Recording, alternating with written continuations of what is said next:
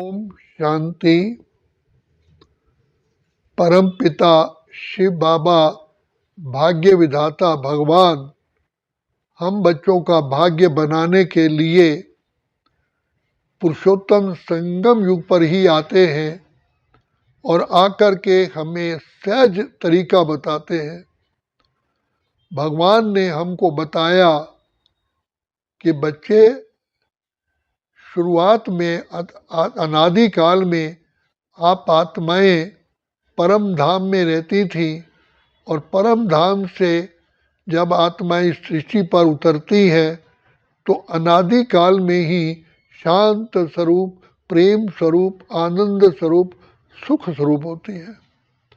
और सृष्टि के आदि में सर्वगुण संपन्न, 16 कलश संपूर्ण, संपूर्ण निर्विकारी, संपूर्ण अहिंसक, मर्यादा पुरुषोत्तम।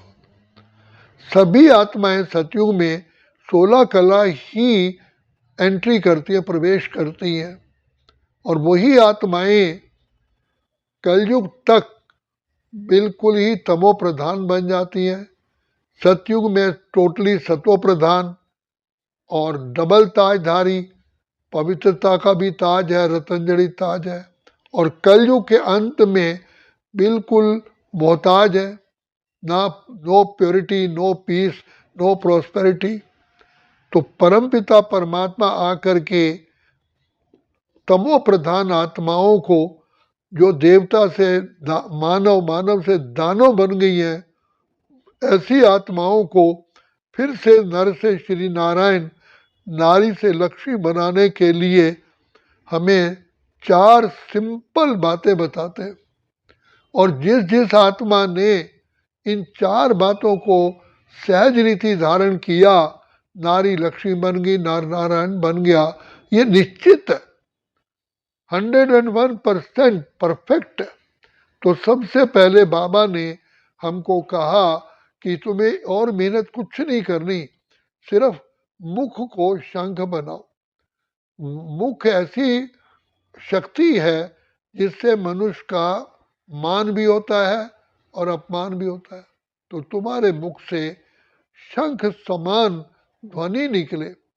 शंख पवित्र ध्वनि का सूचक है, और जब मंदिरों में आरती होती है या कोई बहुत बड़ा शुभ कार्य होता है तो शंख बजाया जाता है। तो परमात्मा पिता कहते हैं कि तुम श्रेष्ठ से श्रेष्ठ आत्मा, महान से महान आत्मा, पवित्र से पवित्र आत्मा, इस संसार के अंदर टॉप मोस्ट आत्मा बनना चाहते हो तो इस मुख को शंख बनाओ, शंख समान बनाओ। मीठी वाणी, पवित्रता, निर्मल वाणी, धीरे बोलो, मीठा बोलो, रॉयल बोलो, कम बोलो। दूसरा, बाप ने याद दिलाया कि खुद को पहचानो, तुम वास्तविक रूप में शुद्ध आत्मा हो, अजर अमर अविनाशी हो, ब्रह्मलोक के रहने वाले हो, आत्मा शांत स्वरूप, प्रेम स्वरूप, आनंद स्वरूप, सुख स्वरूप तुम आत्मा हो। तभी तो आज आत्मा को सुख, शांति, आनंद, प्रेम, खुशी, पवित्रता चाहिए, क्योंकि आत्मा में ये सीड है, आत्मा की केमिस्ट्री है, आत्मा के निज संस्कार है। तो जैसे ऑक्सीजन का केमिस्ट्री है जलाना, प्राण देना, ऐसे ही हम आत्माओं के निज गुण हैं, शांत स्वरूप, प्रेम स्वरूप। और फिर जब हमने इस सृष्टि ड्रामा में पार्ट बजाया, हम ही सर्वगुण संपन्न, 16 कलश संपूर्ण, संपूर्ण निर्विकारी, संपूर्ण अहिंसक, मर्यादा पुरुषोत्तम थे। और फिर परमात्मा ने बताया कि तुम किसकी संतान हो, स्वदर्शन में किसकी संतान हो। तुम ब्रह्मलोक के रहने वाले परम पिता परमात्मा की संतान, तुम्हारे पिता ज्ञान के सागर, प्रेम, आनंद, शांति, सुख, पवित्रता, शक्तियों, दया के सागर, भंडार और दाता, पतित पावन, बिगड़ी को बनाने वाले, मैं उस पिता की संतान हूँ जो सारी सृष्टि के रचयिता है, जो पतित पावन है, दुख हरता, सुख करता है, कल्याणकारी है। मैं उस पिता की संतान हूँ, सच्चाई में मैं उसकी संतान हूँ। तो भगवान आकर के हमको याद दिलाते हैं, तुम शुद्ध आत्मा हो, अजर अमर अविनाशी हो और पिता परमात्मा संतान। फिर जब तुमने सृष्टि ड्रामा में पार्ट बजाया, तुम ही तो सत्व प्रधान थे।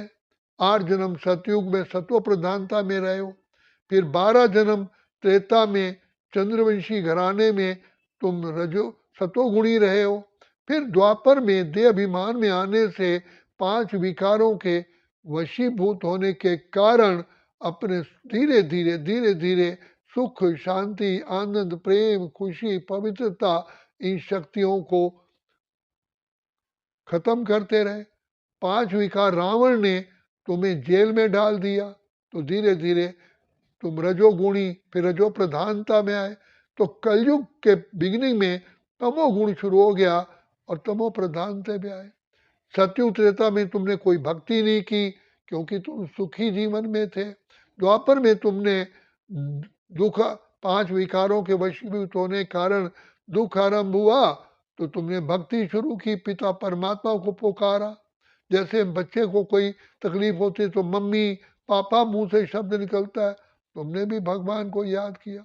पहले शिव की पूजा, फिर मूर्त देवी देवताओं की पूजा, खुद ही पूज्य थे, अपनी पूजा शुरू की। फिर इस प्रकार से पूजा करते करते कलयुग में आ गए और कलयुग में तमोगुण शुरू हुआ और फिर अग्नि, वायु, जल, पृथ्वी, आकाश, पेड़, कंकर, पत्थर और विकारों में ज्यादा ज्यादा ज्यादा ज्यादा लीन होते गए और कलयुग के अंत में तमो प्रधान हो गए। सर्व गुण, सर्व शक्तियां, सर्व कलाएं खो बैठे। रावण 5 विकारों ने तुमको बिल्कुल ही जीरो बना दिया। तो तब बाप ने आकर के हम सभी बच्चों को फिर से आत्मा रूपी बैटरी को चार्ज करने के लिए सही तरीका बताया कि बच्चे तुम बच्चे बाप को याद करो। तो बाबा कहते हैं अतीत को याद करो, तुम बीते समय को, तुम ही महान आत्माएं थे, श्रेष्ठ आत्माएं थे, पवित्र आत्माएं थे, देव आत्माएं थे, पूज्य आत्माएं थे और किस पिता की संतान हो? जो ज्ञान के सागर, प्रेम के सागर, आनंद सागर, शांति सागर, सुख के सागर, सारी सृष्टि के रचयिता के संतान हो। तुमने ये 84 जन्म लेकर के अब कलयुग के अंत में आ पहुंचे। अब बाप मिला है, तो बाप ने आकर के हमको कहा बच्चे अपने को आत्मा समझ, बाप को याद करो, तो तुम्हारे धीरे धीरे पंख लग जाएंगे। जैसे कोई पेशेंट मृत्यु के द्वार पर होता है तो डॉक्टर लोग उसे ब्लड और ग्लूकोज चढ़ाते हैं, drop drop drop drop drop drop, कई बोतलें चढ़ जाती हैं, तब पेशेंट मरने से बच जाता है और उसके अंदर चेतना शक्ति आती है, प्राण शक्ति आती है। ऐसे ही बाबा कहते हैं बच्चे बाबा को याद करो तो तुम्हारे धीरे धीरे धीरे धीरे सारे विकार भस्म हो जाते हैं। ये लगन की अगन ही योग अग्नि है, पिता परमात्मा है। तो बाबा कहते हैं स्वदर्शन चक्र फिराने से फिर से तुम चक्रवर्ती महाराजा महारानी बनते हो। तुम्हारे अंदर ये श्रेष्ठता आती है, दिव्यता आती है, महानता आती है, अलौकिकता आती है, पवित्रता आती है। इसलिए बाबा बार बार कहते हैं स्वदर्शन चक्र फिराओ, स्वयं का दर्शन करो। मैं कौन हूँ, किसकी संतान हूँ, कहाँ का रहने वाला हूँ, मैंने इस सृष्टि काल चक्र में क्या पार्ट बजाया? मुझे आत्मा ने ही तो पार्ट बजाया और पता चला कि मेरे सुख शांति को किसने लूटा? लूटा है 5 विकारों ने, यही मेरे दुश्मन है। इसलिए रावण को हर वर्ष द्वापर युग से जलाते आते हैं। तो लेकिन रावण तो अपने अंदर बैठा हुआ है, तो ये बाहर की अग्नि से नहीं लेकिन हमारी योग अग्नि से जलता है। अब बाबा ने कहा बच्चे इस रावण को जलाने के लिए तुम्हें और कोई भक्ति नहीं करनी है, कहीं गंगा स्नान नहीं करना, कहीं पर्वतों पे नहीं जाना, कोई तीर्थ यात्रा नहीं करनी, सिर्फ शिव बाबा को याद करो, शिव से योग लगा, सारे रोग मिटा। तो कितना सहज है। तो स्वदर्शन चक्र फिराने से आत्मा में जागृति आती है कि मैं आत्मा इतनी महान थी, इतनी श्रेष्ठ थी, मैं ही तो थी, मेरी तो मंदिरों में पूजा हो रही है, मैं ही तो लक्ष्मी और नारायण था। तो बाबा कहते हैं बच्चे तुम ही तो थे, मैं तुमको फिर से बनाने आया हूँ। तुम ही थे, तुम सच्चा सोना थे। अब मिट्टी में लथपथ होने से, तुम्हारे अंदर मिलावट आने से तुम्हारी कीमत लोहे से भी कम हो गई है। अब मैं फिर से तुमको, बाबा ने हमको योग अर्थात याद सिखलाई। याद की अग्नि से सारे हमारे पाप भस्म होते हैं और जितनी भी अलॉय है वो सब भस्म होती है और हम प्योर हीरा फिर बन जाते हैं। तो शिव बाबा कहते हैं कि सुदर्शन चक्रधारी ही, चक्रधारी माना जो सुदर्शन चक्र को चलाते हैं, बुद्धि में रखते हैं, सो छत्रधारी बनते हैं। फिर पर दर्शन से बच जाते हैं, पर पंच से बच जाते हैं, लगाव से मुक्त हो जाते हैं, झुकाव से मुक्त जाते हैं और एक पिता परमात्मा की गोद में ही समा जाते हैं। तो ये बाबा कहते हैं, इसीलिए स्वदर्शन चक्र श्री कृष्ण को दिया।